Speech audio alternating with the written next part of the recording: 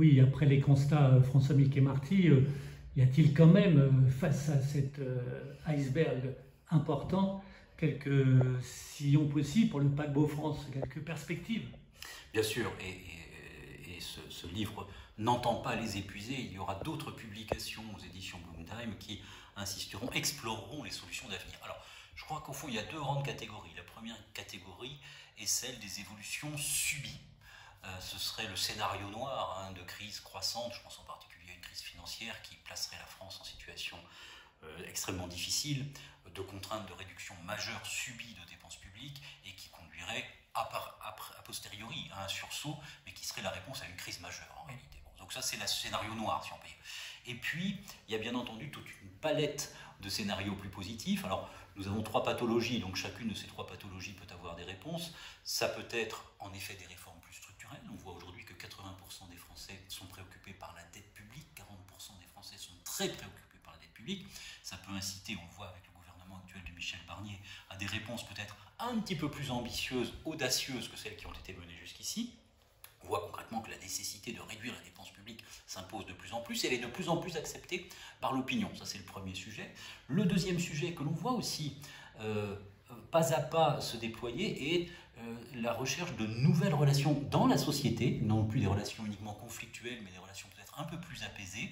La crise Covid avait invité à ça. On voit quand même l'essor des associations qui sont extrêmement importantes, des nouvelles générations qui s'engagent de plus en plus en faveur de causes qui peuvent être aussi assez salutaires. Donc la recréation de liens sociaux, y compris dans des territoires assez variés. Un éventuel effet JO qu'on ne sent pas encore aujourd'hui très... On a bien senti cet été, mais qu'on ne sent pas très durable. Voilà.